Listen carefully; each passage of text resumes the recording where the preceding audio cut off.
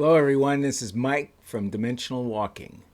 And today we're going to do a part two of stories from our vault. And if you haven't seen part one, I would put a link to part one in the comments or the description of this one. And then you can check part one out. I think you will enjoy. So, part two, we're going to call this one Alien Encounters, the Shapeshifters. So, anyway, so back in the 1980s, I worked at a company in Georgia.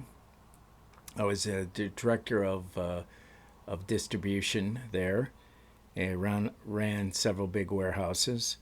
And over that time, I befriended our HR manager, and his name was Bill, and he was a very I just want to set it up. He was a very stable guy, a real straight shooter, but basically he wasn't ready to talk about UFOs, and I wasn't ready to talk to him about it until I guess I had more conversation and knew where he was, if he had an open mind, etc. Because he was the HR manager, and I didn't want him to think I was a wackadoodle, etc. And this was in the South, so they had a little different attitude on certain things like UFOs, etc. So anyway, I just want to say I guess I was truly in the closet when it came to discussing UFOs with people at that time, even though I had been involved probably, a good, 15 years or so before that with various UFO related encounters and talking to people, etc. So, like I would do is I would try to, just so you kind of understand what I would do, because many interviews I've done in the past were happened to be with people I either worked with, peers, or people that worked for me. Now, it was much more touchy when it came to people that worked for me. So I had to be really careful when it came to me having discussions about things like UFOs or anything paranormal, etc. So anyways, in this case, finally, I kind of broke the ice a little bit. We were talking about, it was right after Christmas, and we were talking about presents that we'd given to our kids. He had two small children, and I had two small children also at the time. And so we were talking about what we gave our kids, the typical stuff: games, Barbie dolls, bicycles. He had mentioned that he had given his 7-year-old son a flying kit that made a flying saucer, right? And so, I said, "Oh, interesting," because now he left it open. He left that door open a little bit, so I could kind of get in there with maybe some UFO or some conversation.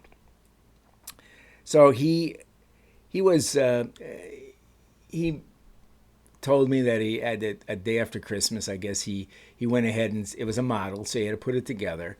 And so he put the model together, and his kid didn't seem to be that interested in it at all, but he seemed to have a really cool interest in it. He didn't know what. He just said he was really drawn to it and was really proud when he got done putting the model together. I guess a lot of people are proud just to get through putting the model together, because sometimes they're not that easy. But anyways, he felt that he was drawn to it. So I thought here's my opportunity now. So I kind of told him that I've been interested in UFOs and paranormal stuff for since I was a teenager, basically. And so I told him I had interviewed a bunch of people and kind of built up my credibility a little bit. And so I told him about abductees and contactees, and so his eyes got really big, and he started to look like he was going to start questioning me about it. And then all of a sudden it like he just kind of changed his subject. Like I had either, he had realized he was kind of a religious guy, so I didn't know if that had something to do with it, or I touched a nerve or something. So anyways, we didn't talk anymore about, again, he changed the subject. We moved on to something else. And then about a month later or so, he came to me and said, I want to talk to you about something that happened to me in the past. And I said, oh, well, okay, sure, why not? So I went in his office. He closed the door, and he seemed very, very serious. And he started to tell me a story when he was 6 years old. He said one late evening, his parents had just put him to bed, and he decided he didn't want to go to bed, so he had a television in his room, and he turned his television on, but turn the volume way down, right? So his parents couldn't hear him that he was watching a cartoon, and this cartoon was happened to be about a bunch of wolves that were kind of around dancing or carrying on around a campfire type situation. And so he was really excited about that. But then suddenly he heard a noise in his backyard, just a lot of racket in the backyard. So he ran to the window, and he kind of looked out, and he couldn't believe what he was seeing. There was a bunch of wolves around a 16-gallon, one of those 16-gallon drums, and there was a fire in it. And they were like kind of looking around and doing that, and one of them suddenly looked up and saw him looking out the window. And he's like frozen there because he doesn't know what to do. Here's this wolf, which makes no sense. He's in his backyard. No sense that these wolves, are several of them that are around this drum, this 55-gallon drum, right? And he's like completely freaking out. And suddenly, he said it was so quick, it was just incredible. Here this wolf is right in his face. Now, he was on the second floor. He was on the first floor. He's on the second floor. So this wolf either projected himself or threw himself somehow up against this window and was looking right at him.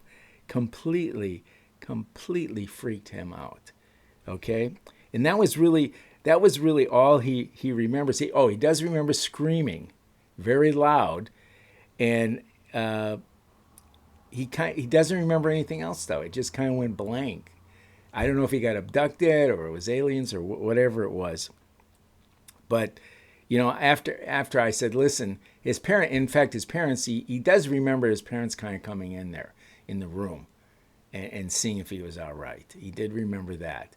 But his parents never said anything else about it. They didn't even mention it the next morning at all, which he thought. And later on he said, boy, that was really strange, because it was I'm sure they would have asked something about why did you scream or something. But he said they didn't. They never did. So anyways, I kind of told him, I said, listen, guy, I think you probably got abducted. I know that may be hard to believe. And he didn't seem to be, upset about me telling him that or anything else, because he started telling me, I told him about the shape-shifting, that, they could basically make you see them in your mind is something that you really were comfortable with. Now, you were just watching the cartoon and you saw the wolves and you're probably smiling and having a good time, and maybe they saw that in you. And so that's why they had this little strange dream or whatever, you seeing these wolves in the yard where the wolves were actually grays. And so anyways, they made you feel comfortable, and then probably there could have been an abduction after that. That's very possible. It isn't the first time I heard this shape-shifting story from other people. So he also admitted he had also had other dreams and felt he had other possible contact with other grays throughout his life, later on in his life. So he felt, he had thanked me. He said, listen, thanks. I want to share this. He had never shared this story with anybody else, and he really felt relieved that he could actually talk to somebody about it. So let me kind of end this with this, to everybody out there that has had these pent up stories about things that have happened to you. Please try to share them with people that you believe are open-minded enough to listen to them. Very possible, if they're open-minded, they too have had similar experiences. If you want to share it in private with Rainbow or myself, you can send us an email at dimensionalwalking@gmail.com. and we'll talk to you. We'll communicate with you.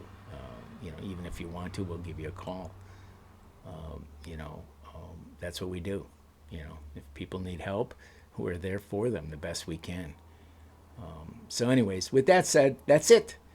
That is part 2, and we'll see if there's a part 3 and a part four as we go. But right now, I'm just going through some of my notes and looking through my experiences I've had, and hopefully I'll come back, because there's been many of them in the past. So, anyways, if you like us, please like us.